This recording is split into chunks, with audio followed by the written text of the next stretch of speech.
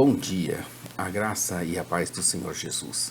Veremos hoje o capítulo de número 3 do livro de Amós, Deus revelando os seus planos aos seus servos. Deus revela os seus planos, seus propósitos aos seus servos. Abra aí a Bíblia no capítulo 3 do livro de Amós. Faça uma leitura prévia do capítulo 3, ou se preferir, entre no nosso blog site jamaisdesista.com.br. Estamos vendo o 8º livro, Amós, dos últimos 17 livros da Bíblia, que justamente são os livros proféticos. Eles foram divididos em duas grandes partes, que são os profetas maiores e os profetas menores. Estamos vendo os livros agora dos profetas menores. O livro de Amós tem 9 capítulos, que foram divididos em 5 partes. Os 12 livros proféticos, os 12 livros dos profetas menores, formam juntos 67 capítulos com 1050 versículos, uma média de 16 versículos por capítulo. Amós escreveu para revelar a severidade do julgamento divino por causa da infidelidade pactual de Israel em Judá e declarar a esperança de grande restauração depois da destruição e do exílio que estava se aproximando. Ele profetizou durante os reinados de Uzias de Judá e de Jeroboão II de Israel. Ele desafiou vigorosamente a idolatria e a injustiça social de Israel, declarando que a adoração sincrética negava as mais básicas verdades sobre o Deus de Israel. Eu sou o pastor Daniel Deusdete da Igreja Os Semeadores.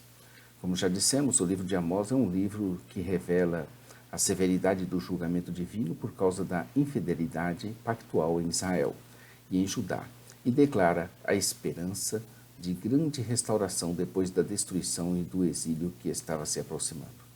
Começaremos a parte 3, que é Oráculos contra Israel. Nessa parte 3, que ocupa 3 capítulos, veremos Amós entregando oráculos de Deus que justificam o julgamento de Israel, revelando quão horrível ele seria e como Deus estava determinado a executá-los. Após Deus, por intermédio de Amós, ter colocado Judá e Israel em igualdade com as outras nações como objetos de sua ira, o profeta proclamou vários oráculos que explicaram a ação judicial contra Israel, assim como a horrível natureza e a certeza do julgamento por vir. Assim, também dividiremos essa parte em 3 sessões. A sessão A, que é a acusação de Israel, depois a severidade do julgamento e a certeza do julgamento divino. A acusação de Israel começa aqui no capítulo 3 e vai até o capítulo 4, verso 13. Então, até o capítulo 4, no verso 13, estaremos vendo a acusação de Israel. O profeta estabeleceu seus argumentos sobre suas ações judiciais contra a nação, que justamente formará a nossa divisão didática. O primeiro processo da aliança, veremos agora o segundo processo da aliança no capítulo 4. O primeiro processo da aliança. Nesse capítulo de apenas 15 versículos, veremos a primeira ação judicial da aliança. Amós relatou o que ouviu no tribunal celestial de Deus, onde Deus era tanto o acusador como também o juiz e Israel o réu. Essa ação judicial estabeleceu a acusação de Deus para a decisão da bem-sucedida agressão assíria contra Israel. O capítulo começa com o imperativo ouvi, dirigido aos filhos de Israel, a saber, a toda a família que o Senhor fez subir do Egito. Essa ordem solene chamou os israelitas a ouvirem o que havia sido dito sobre eles no tribunal de Deus. O Senhor imediatamente fez a acusação e pronunciou a sentença preliminar. Ele começa dizendo que todas as famílias da terra, somente a eles, Deus os tinha conhecido. O verbo conhecer tem uma grande variedade de significados no hebraico bíblico, fazendo referência, entre outras coisas, às relações sexuais.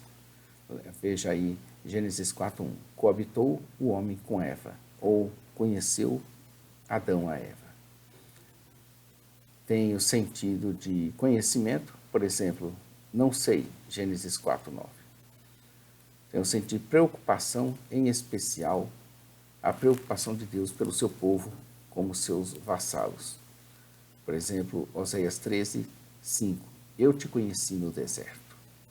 Então, esse verbo conhecer tem grande variedade de significados. A aplicação do terceiro significado aqui é confirmada pela presença do advérbio somente. As palavras de Oséias refletem as implicações de Deuteronômio 7, versos 7 e 8. Não vos teve o Senhor afeição, nem vos escolheu porque fosseis mais numerosos, mas porque o Senhor vos amava, e para guardar o juramento que fizera a vossos pais.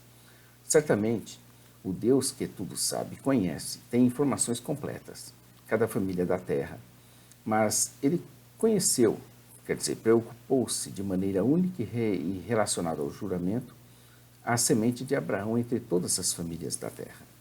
No entanto, o amor do Senhor por Israel foi recusado pela desobediência do povo. Consequentemente, o fato de ele ter escolhido Israel tornou-se a base do seu julgamento. Dos versos 3 ao 6, Deus explicará por que Amós anunciou essa ação judicial contra Israel. Aqui há uma variedade de questões lógicas, de causa e efeito, cujas respostas são tão claras que qualquer pessoa poderia entender. Dá para se notar uma sequência nas acusações, nas apresentações dos exemplos, de forma a se chegar a uma conclusão de que o mal vem do Senhor como juízo. Assim como para andarem duas pessoas juntas precisam estar de acordo. Duas pessoas poderão andar juntas sem que elas hajam acordo? Essa foi a questão levantada. O verbo hebraico também tem conotações de viver. O povo do Senhor deve andar, ou seja, viver, nos seus caminhos. Aqui, implicitamente, o profeta vive muito próximo do Senhor, desejando ser preenchido pela santidade e pelo seu próprio ser. Também o povo de Deus deveria andar do mesmo jeito. Assim como o leão não brame sem ter a presa, assim como fará ouvir a sua voz o leãozinho no seu covil, assim como não cairá a ave no laço em terra se não houver armadilha para ela. Provavelmente o significado original da palavra é isca, em vez de armadilha. O ponto é que nenhum pássaro cairia numa armadilha sem a isca. Comparei com Eclesiastes 9:12. Assim como não se levantará da terra o laço sem que tenha apanhado alguma coisa.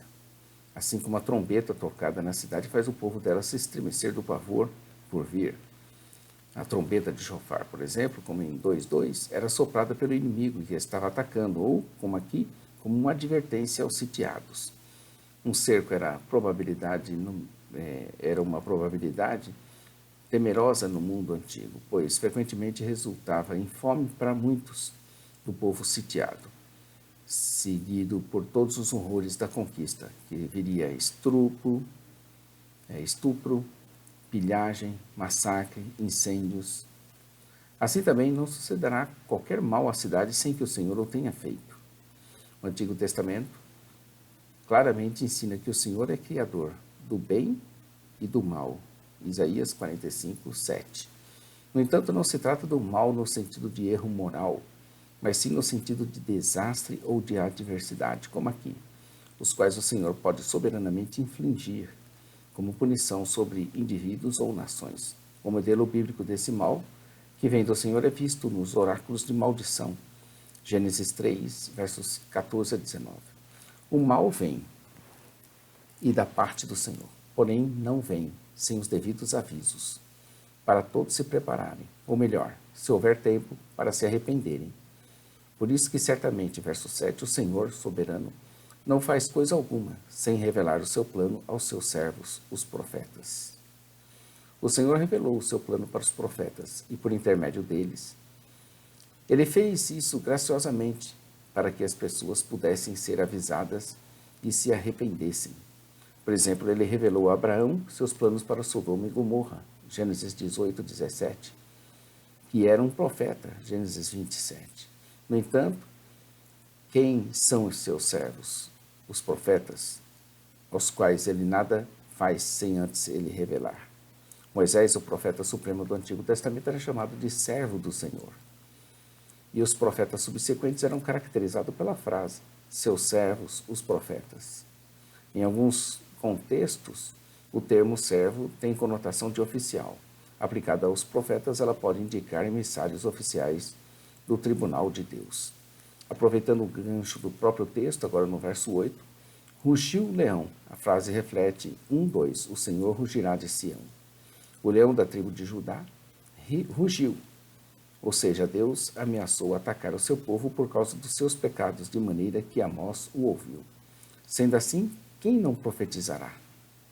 Amós foi de Tecoa para Judá. Ele não profetizou para o reino do norte por razões pessoais ou políticas. Ele falou porque Deus ungiu. Como verdadeiro profeta, ele era obrigado a repetir o que Deus mandou dizer. O Senhor convocou testemunhas ao tribunal, verso 9. A ordem está no plural, pois se trata de uma orientação para o conselho celestial. O juiz real ordenou que sua corte chamasse nações gentias para testemunhar os procedimentos contra Israel. Ironicamente, a nobreza dessas cidades pagãs foi chamada, por meio de um artifício poético, a olhar para a injustiça que reinava na Samaria, como se eles fossem mais justos do que Israel. Ainda assim, Israel, a destinatária da lei de Deus, deveria ser mais justa do que eles. Aos espectadores foi pedido que olhassem para Samaria, dos montes que a cercavam, para verem duas coisas terríveis que havia ali: o grande tumulto ou desordens. A palavra aparece como oposto de paz, sendo a causa dos tumultos, e o pecado. Também a opressão no meio do povo de Deus. Israel não sabia agir direito. A acusação foi feita contra a Samaria, onde imperavam a violência e a devastação. Por meio de uma figura de linguagem, Amós descreveu o povo como um amontoado de violência e devastação. Ele estava se referindo aos roubos e saques obtidos por esses meios. Os ricos saqueavam os pobres. Portanto, verso 11, em consequência, o profeta revelou ou relatou a sentença divina para Israel.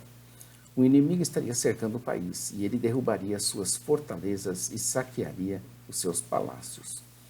O pensamento ecoa a maldição da aliança do Senhor que havia ameaçado lançar sobre o seu povo se ele fosse desobediente. Um bom pastor protege as suas ovelhas. No antigo Oriente Próximo, os reis eram considerados pastores dos seus povos. O Senhor, o grande rei, geralmente também é caracterizado dessa maneira, o sumo pastor. Mas agora, em meio a um violento ataque, as ovelhas de Israel que se desviaram do caminho somente seriam salvas num estado de mutilação. Na verdade, a nação seria destruída, apenas alguns poucos dela restariam. A ordem aqui, no plural, ouçam isto e testemunhem, pode ser para os pagãos que foram chamados como testemunhas, ou para os mensageiros do Senhor que receberam a ordem para convocar as testemunhas pagãs. Verso 9. O Senhor iria punir Israel por causa das suas transgressões. Essa fraseologia do verso 14 nos remete aos documentos originais da aliança. Nesse mesmo dia, iria destruir os altares de Betel. Aqueles que Jeroboão I havia feito com 2 bezerros de ouro para Israel adorar em Betel, como uma alternativa à adoração em Jerusalém. Ele instalou um altar ali. Em seus esforços na reforma, Josias havia destruído os altares e também o santuário. Também ainda nesse mesmo dia seriam cortadas as pontas do altar. Agarrar as pontas do altar era um meio pelo qual um fugitivo podia receber asilo, embora essa impunidade nem sempre fosse respeitada. Aqui as pontas seriam cortadas, de modo que até mesmo esse último recurso seria negado à pecadora Israel. Amós, capítulo 3, começa: ouvi esta palavra que o Senhor fala contra vós, filhos de Israel, contra toda a família que fiz subir da terra do Egito, dizendo. É assim que começa o capítulo. O verso 15 diz: derribarei a casa de inverno juntamente com a casa de verão, e as casas de marfim perecerão, e as grandes casas terão fim, diz o Senhor.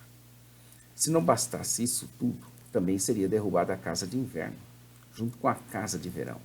A posse de uma casa de verão e uma casa de inverno era um grande luxo, acessível apenas aos reis e aos muito ricos. O Senhor iria destruir essas múltiplas casas e mansões excessivamente decoradas. Seu instrumento de julgamento, a Síria, era perita nesse tipo de destruição e saque, como a vasta riqueza de Nínive testemunhou amplamente. Amanhã estaremos aqui com o capítulo de número 4 do livro de Amós. Hoje nós encerramos aqui. Inscreva-se no nosso canal, nosso blog site jamaisdesista.com.br, nossa loja virtual, ossemeadores.com.br, nossa programa de rádio, às 8h30, Momento Missionário, radio.ossemeadores.com.br. Aos sábados, 15 horas, com o pastor Johnny Ramos, diretamente da Suécia. A todos um bom dia, fiquem com Deus. Maranata, ora, ora, vem, Senhor Jesus. Deus abençoe sua vida, família e ministério. Amém.